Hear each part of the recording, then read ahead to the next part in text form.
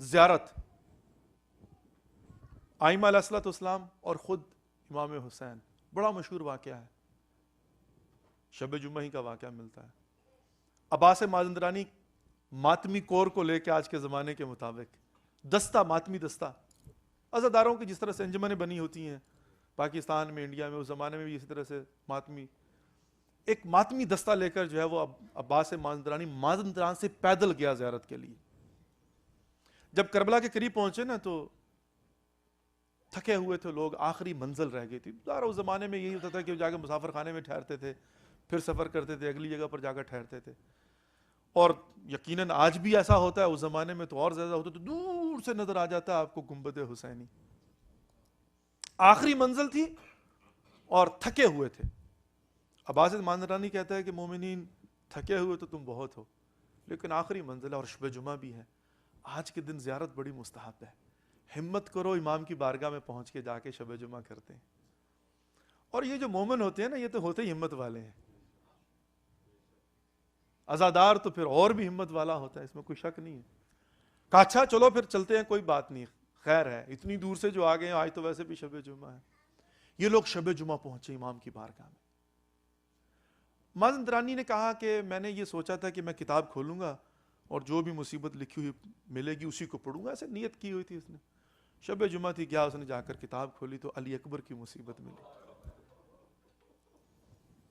खूब मातम किया इन्होंने, पुरसा दिया मौला हुसैन को, और थके हारे हुए थे, घर में आकर सो गए मुसाफिर खाने में।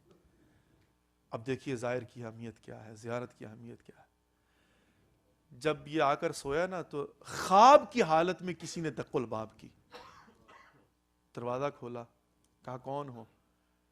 कहा अब्बास माज़ंदरानी, अपने मातमियों से कहो, ज़ाहिरों से कहो कि जल्दी जल्दी तैयार होके बैठ जाएं, हुसैन इब्न अली आ रहे हैं। कहा क्यों आ रहे हैं? हम इतनी दूर से उनकी ज़ियारत के लिए आए हैं। कहा जब आएंगे तो पूछ लेना। अब अब्बास माज़ंदरानी सारे के सारे तैयार होके बैठे, मौला हुसैन आए। कहा मौला आपने ज़हमत क्यों की? तो इमाम ने क्या फरमाया था? इमाम फरमाते हैं अब्बास माज़ंदरानी, जो भी मुझ हुसैन की ज़ियारत के लिए आता है उसका शुक्रिया अदा करने मैं हुसैन खुद जाता हूं। यह एक अलग बात है, किसी को समझ आती है, किसी को समझ नहीं आती। कहा सबसे पहले तो यह कि तुम्हारा शुक्रिया अदा करने आया हूं, तुम इतनी दूर से मुझ मजलूम की ज़ियारत के लिए आए हो। दूसरी बात क्या थी? और यह भी करीम इब्न करीम हुसैन है। कहा दूसरी बात यह कि जब तुम माज़ंदरान जाना ना तो फला महल्ले में एक खातून है जो अपने घर की छत पे चढ़ के हर रोज करबला का रुख करके कहती है अस्सलामु अलैका या अबा अब्दुल्लाह। कहा उसे जाकर मेरा सलाम देना और कहना कि हुसैन इब्न अली ने भी तुझे सलाम भेजा है। इज़्ज़त मोहतरम, जब हम सलाम भेजते हैं ना तो हम तो आंखों को बंद करके करबला को सामने लेके आते हैं, हम सलाम करते हैं, उधर से इमाम की बारगाह में सलाम पहुंचता है। और खुशकिस्मत हैं वो जिनको सलाम वापस मिलता है।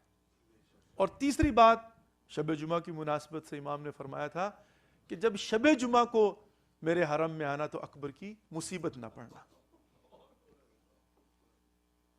और जब उसने पूछा था कि मौला क्यों, तो इमाम फरमाते हैं इसलिए कि शब जुमा माँ ज़हरा भी आती हैं, बहन ज़ैनब भी आती हैं, जब से तूने मुसीबत पड़ी है दोनों को चैन नहीं है। ज़ियारत की अहमियत, अगली मंजिल पर जाना है मोहतरम।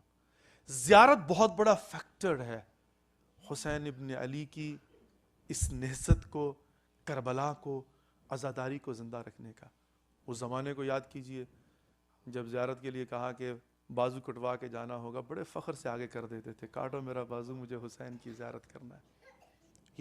ये सफ़र है तारीख़ का, जिसको तय करके आज हम यहाँ पर पहुँचे और बड़ी इज़्ज़त व आबरू के साथ, बड़ी हौसले के साथ और हिम्मत के साथ, बड़ी आज़ादी के साथ आज़ादारी का एहतमाम कर सकते हैं।